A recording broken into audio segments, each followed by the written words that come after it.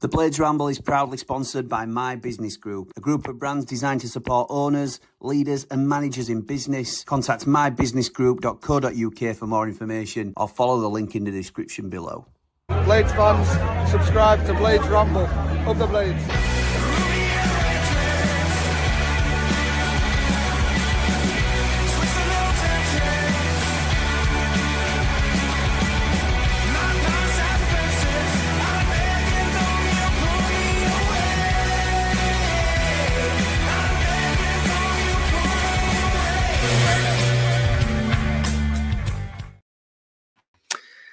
Good day, Blades fans. How are you? It's Paul Mountain here, just to talk you through another one of our little 10-minute videos that we're doing on some of our transfer targets in this exciting window that hasn't quite kicked off for us yet. Some teams have obviously been starting to spend their money and allocate some of their funds around Sheffield United. I think a few of our fans are getting a little bit twitchy about not having signed anybody, but these contracts that all run out on the 30th of June. So anyone who's going to be a free agent will be signed after that date, obviously.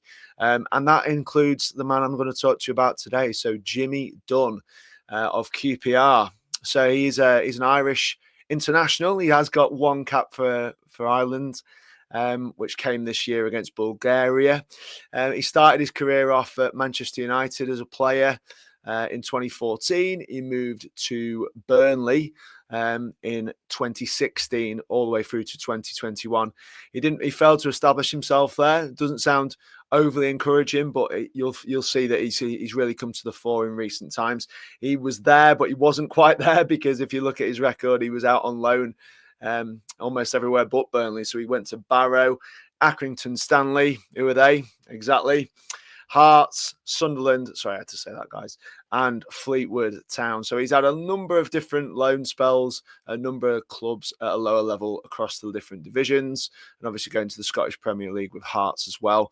Probably the pick of those. He's and then he's arrived at QPR, and he arrived there in 2021. He's had a 4-year deal. He didn't sign a contract extension at the start of the season, as QPR wanted him to, and has decided to go down this route of being a free agent, which a lot of players choose to do now. It's just because back in the day, if players were free agents, we used to think, well, that's because the club that they're at don't really want them. That's certainly not the case here. I think he's a player who's decided to do that, and who can blame them? It's a short career, and as you'll see in a sec, he's 27 years old, so he's kind of getting to that point where he needs the good deals, because the career at this sort of level might not be forever, and he's probably going to be after the best contract he can get his hands on. Now at QPR this season, he's been a real revelation for them, really. He's played 45 of their 46 league games, clocking up over 4,000 minutes. So he's been really reliable in terms of availability.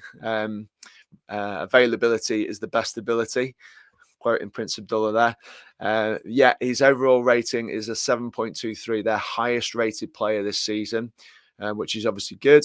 He's got 5 goals and 2 assists. Which is his best return for a season in his career.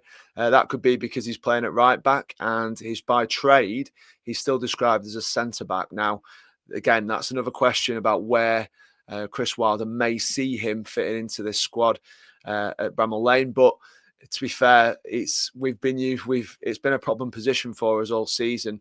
Obviously, we started off with Alfie Gilchrist, who then got injured. Kind of lost his place. We didn't know where he went, disappeared for a while. That was a loan from Chelsea. Harry Clark from Ipswich, another loan deal.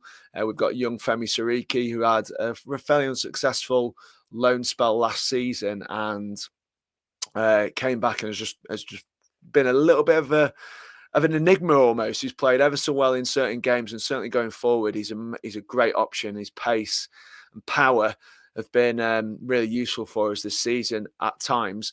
Going the other way, he's still got stuff to learn, and obviously being such a young player as well, there's a lot of development there. So I see Siriki as being our number 2 in that position this season, and potentially, someone you can bring off the bench with about 15, 25 minutes to go and cause havoc for those fullbacks with those weary legs. We end up relying on Hamza Chowdhury towards the back end of the season, who's by trade again a central midfield player playing at right back, but has had some really solid performances for us there. Does getting done mean no to Hamza? I don't think it does, because, like I said, I think he by trade is a centre-back, even though he has had his best season at right back. He would provide us with a little bit more solidity in terms of cover in that position if we did decide to deploy him as a centre-back or a right back. So, So QPR, so he's had a great season for them. 5 goals this season, 2 assists, really good numbers for a defender. He really does attack the ball well. So from set pieces, it's something that Sheffield United really do need to improve on, is attacking those cross balls into the box from corners, set plays. We haven't really had, I can't recall too many instances where we've got first contact on a ball and ended up scoring a header, or being that presence, that physical presence that we've missed a little bit. Obviously, Robinson gives us a bit of that. Suter certainly gave us some of that this season, but Anel, for me, doesn't really attack the ball as well as a lot of centre-halves, and certainly not as well as Jimmy Dunne, in my opinion. QPR finished 15th in the table this year. They've had a little bit of a strange end to the season. Marty Cifuentes, who's been their manager, has been placed on gardening leave because there was a rumour that he was chatting to West Brom about a job. They then hired Ryan Mason to take over, I think, in the short term. And there is word that Jonas Hoff-Thurup who left Norwich recently, apparently he's turned down the job. So there is a little bit of a instability at QPR, you could say, at this point for them in terms of who's going to be the manager, what the plans are. So getting someone to sign a deal when he's in such a strong negotiation position, being the player of the season, is going to be tricky, because there'll be nobody to.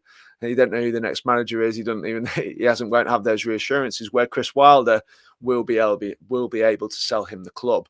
Now the rumor is that he's on £8.5 thousand per week, so £8,500. So we could certainly offer him a better deal than that. He's at a club where there are 10 earners above him, including Steve Cook, who's on 30k a week. That's about where our ceiling is at the moment. 35,000 is where we pay a lot of our top players. So if we were to go anywhere near that, it'd represent a really good deal for him, even doubling or tripling his money. Whether we want to do that, I don't know. I think he's proven at this level, and at 27 years old, has that experience and has been very available for them this season. So could be a really good option for Sheffield United. 9 yellows, 0 reds. So he knows how to make a tackle, obviously, and knows how to give away the odd foul, but has also controlled himself, never got himself a red this season, which is really, really good. So yeah, for me, on a free transfer, this would be one that Chris Wilder should be all over. I think we do need probably 2, 3, possibly 4 if Anel leaves to come in across the back there. The right back position obviously has been a big issue for us this season, and I think Dunne does offer us that little bit more stability. He scored a belter of a goal, a half volley off his left foot towards the end of the season. He's also, like I said, plundered a few in the box, giving us just that little bit more strength and capability in that area, because I do feel like we have been a little bit lightweight, especially in the attacking box, and maybe not so much at the back, where we haven't conceded too many goals like that. Cooper being a massive factor in that particular thing. But Jimmy Dunne, is it a no-brainer? Is it one that we as a club have just got to get over the line? It doesn't really fit in with the AI strategy, I don't think, in terms of what the new owners are hoping to try and do, similar to that of Brentford, Brighton, where they're looking at statistics and other things. I think Dunne passes the eye test, that's for sure. For Wilder, I'm sure he does. Having seen a couple of interviews with him, he's quite a down-to-earth Irish lad who I think would fit in well with a lot of our players that are there already. We've always had Irish players in the team, and I know Wilder to get players from this country and the UK all over, because he knows what the character's going to be. And I think when you're looking for defenders as well, I think character's a really big thing. I am all up for testing out the AI in other positions across the pitch, but I just think this guy offers us a lot of solidity at right back or centre back, and giving us that versatility. So get the deal done, I'd say, Wilder. Tell me what you think in the comments, please, guys. Jimmy Dunne, is it a done deal? Should we just get it over the line? I think we should. Okay, let me know what you think. Cheers, guys.